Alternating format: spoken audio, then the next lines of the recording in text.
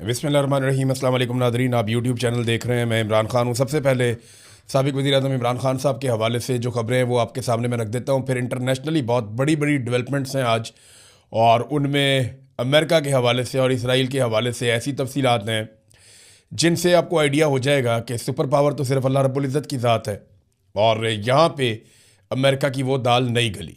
ये बात करते हैं इसके ऊपर। देखें, हमें ये हकीकत माननी पड़ेगी, अमेरिका बहुत ताकतवर मुल्क है, बहुत बड़ा मुल्क है, उसकी वसाइल बहुत ज़्यादा हैं, उसके हथियार बड़े शानदार हैं, उसकी फ़ौज बहुत तगड़ी है, दुनिया में उसका इत्तेहाद बड़ा ज़बरदस्त है, बहुत सारे ममालिक उसके साथ खड़े होते हैं। लेकिन कुछ फैक्ट्स इस वीलॉग में मैं आपके सामने रखूँगा जो अभी 24 घंटे के अंदर अंदर सामने आए।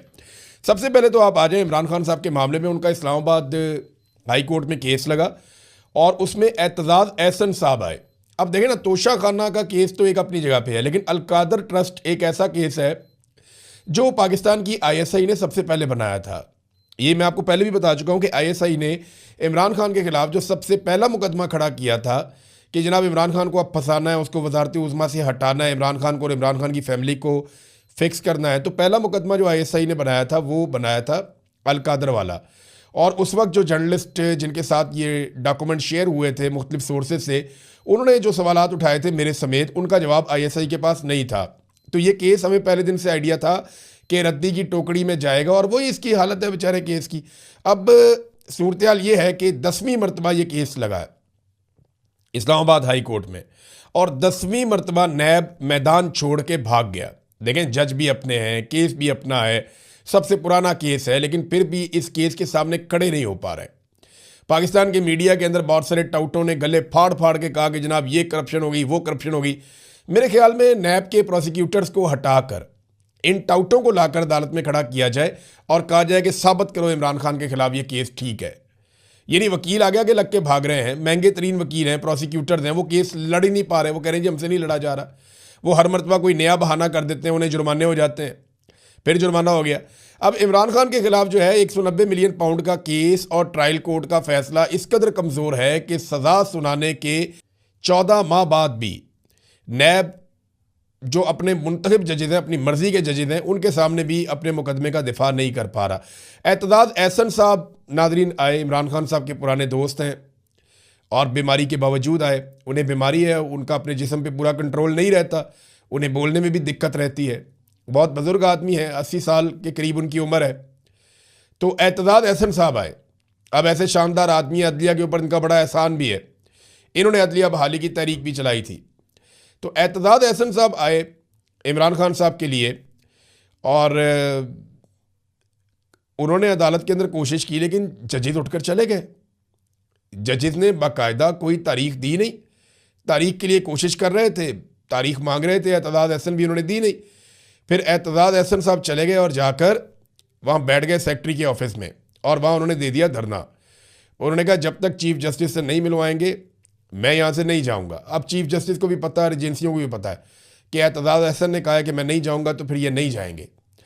फिर एतजाज़ एहसन साहब ने बाहर आके अनाउंस किया कि इमरान खान के केसेस के लिए तारीख मिल गई है, जिसका ऐलान इस्लामाबाद हाई कोर्ट करेगी। इमरान खान मेरा दोस्त है, उसने मुझे बहुत कहा कि मेरी पार्टी में आ जाओ, लेकिन जब मुझे ये सब पता चला तो मुझे बहुत दुख हुआ। तब मैंने उनकी बहनों से खुद रब्ता किया, एतजाज़ एहसन ने कहा, और मैं खुद यहाँ पे आया हूँ। यानी जब वो बात कर रहे थे ना एतजाज़ एहसन साहब, तब भी उनको दवाई खानी पड़ी है, और डॉक्टरों ने उन्हें कहा था कि 6 दिन तक आपने रेस्ट करना है, लेकिन इसके बावजूद वह इमरान खान के लिए अदालत में आए।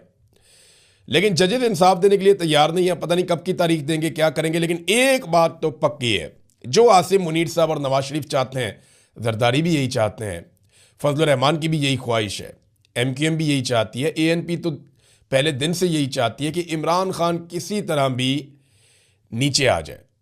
यानी जिस मुकाम पे वो खड़ा हुआ है कि मैं डील नहीं कर रहा, मैं डट गया हूँ यहाँ पे, मैं आसिम मुनीर के सामने हार नहीं मानूंगा, मुझे डरा हुआ देखना इनकी हसरत रह जाएगी, मैं मर जाऊँगा, मैं झुकूँगा नहीं, मैं अपनी कौम को झुकने नहीं दूंगा।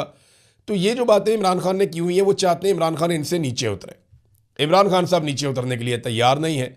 अब यहाँ पे इमरान खान साहब के वकील सलमान सफदर ने जब दलाइल शुरू किए तो उन्होंने कहा कि मेरे क्लाइंट साबिक वज़ीर-ए-आज़म इमरान खान ने मुझे मेडिकल ग्राउंड पर दलाइल देने से रोक दिया है, तो मैं मेडिकल ग्राउंड को बुनियाद बनाकर दलाइल नहीं दूंगा। आप अंदाज़ा करें, इमरान खान की फैमिली कह रही है कि मेडिकल बुनियादों पे इमरान खान साहब को बाहर निकाला जाए, ये किया जाए, लेकिन इमरान खान मेडिकल बुनियाद पे बाहर आने के लिए तैयार नहीं है। वो अपना इलाज जेल के अंदर रहते हुए करवा रहे हैं। उनकी आंख के साथ जो भी खेल खेला गया, उनकी फैमिली को भी नहीं मिलवाया जाता, डॉक्टरों को भी नहीं मिलवाया जाता, तो ये तो नहीं हम कह सकते कि क्या किया गया, लेकिन कुछ तो ऐसा किया गया जिससे उनकी एक बिनाई मुतासिर हो गई, एक आंख ज़ाया हो गई। तो इस पे जो है वो इमरान खान साहब अभी तक इस स्टेटमेंट से आपको अंदाज़ा हो जाना चाहिए कि वो शख्स कितना असाबी तौर पे मजबूत है, और उसने जो कहा वो उसके ऊपर पहरा दे रहा है कि नहीं, मुझे कोई नवाज शरीफ नहीं बनना, जरदारी नहीं बनना। देखिए, जो नून लीगी वुज़रा है वो रोज़ाना की बुनियाद पे टीवी पर आकर कहते हैं कि एक लिख कर तो दे दें कि हम अस्पताल जाना चाहते हैं, और भाई लिख कर तो दे दें कि हम बनी गाला शिफ्ट होना चाहते हैं, एक कागज़ तो दे दें लिख कर। वो लिख कर नहीं देते, इन्हें एक कागज़ चाहिए ऐसे दिखाने के लिए कि ये देखें जनाब बीमारी का बहाना, ये देखें जनाब इमरान खान साहब जो हैं वो जाना चाहते हैं बनी गाला, ये देखें जनाब इमरान खान जाना चाहते हैं जनाब अस्पताल। क्योंकि इमरान खान एक फिट आदमी है, उसने बाद में एक्सरसाइजेज करनी है, और वो अभी भी डॉक्टर्स ने बताया कि वो बहुत फिट थे इमरान खान साहब जब आए अस्पताल में। सिर्फ उनकी आंख का एक इशू है बड़ा सीरियस, लेकिन फिजिकली तो वो बहुत फिट है। तो बाद में उनको दिखाकर ये कहेंगे देखो जी बीमारी का बहाना बनाया इमरान खान ने, तो इमरान खान उन्हें कोई ऐसा कागज़ देना नहीं चाहते और ना वो देते हुए दिखाई दे रहे हैं। अब आ जाए नाजरीन बैनुल-अक़वामी मामलात की तरफ। डोनाल्ड ट्रंप ने एक मरतबा फिर बयान दिया है कि वो ईरान के साथ बात करना चाहते हैं। बयान एग्जैक्टली क्या है मैं आपको बताता हूँ। वो ये कह रहे हैं ये मुमकिन है कि मैं ईरान से बात कर लूँ।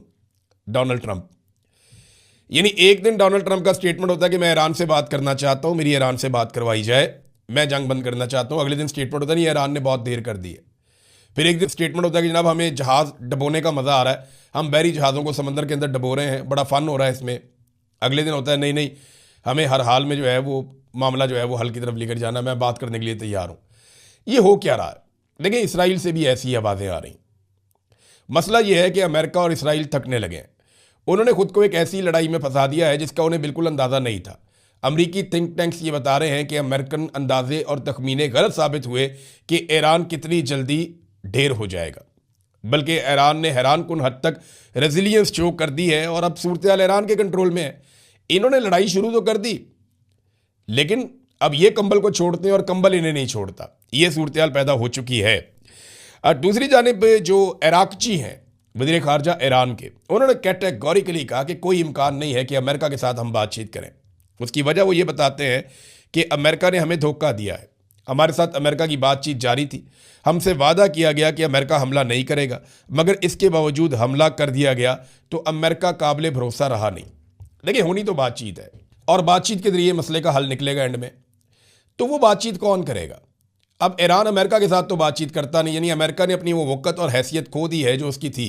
अब अमेरिका बात किससे करेगा? रशिया से, चाइना से, तुर्की से, पाकिस्तान से बात कर सकता है। पाकिस्तान अमरीकी नुमाइंदे के तौर पे ईरान से बातचीत कर सकता है। वो कैसे?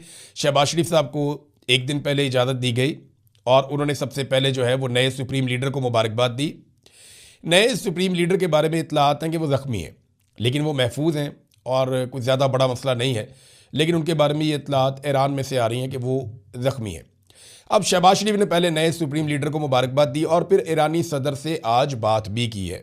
ईरानी सदर से शहबाज शरीफ ने जो बात की वो ज़्यादा डिटेल में तो रिपोर्ट नहीं हुई, लेकिन उन्होंने कहा जी कि ईरान का खित्ते के दीगर ममालिक के साथ किसी तनाज़े में पड़ने का कोई इरादा नहीं है। आलमी बरादरी जंग के ज़िम्मेदारों पर तवज्जो नहीं देती तो आलमी निज़ाम और सिक्योरिटी को संगीन ख़तरात हो सकते हैं। ईरान का खित्ते के दीगर ममालिक के साथ किसी तनाज़े में पड़ने का कोई इरादा नहीं है। तो ये जनाब बातचीत हुई। शहबाज शरीफ ने क्या कहा ये हमारे सामने नहीं आया, लेकिन शहबाज शरीफ ने यही कहा होगा कि सऊदी अरब हमारी मजबूरी है, हमारा उनके साथ मुआहदा है, तो आप सऊदी अरब को ना मारें, आप उनके साथ ना लड़ें। पाकिस्तान बड़ी अजीब सिचुएशन में फंस गया, उनके ऊपर सऊदी अरब का भी दबाव है, ईरान से ना लड़ने के लिए पाकिस्तान के अंदर से भी दबाव है।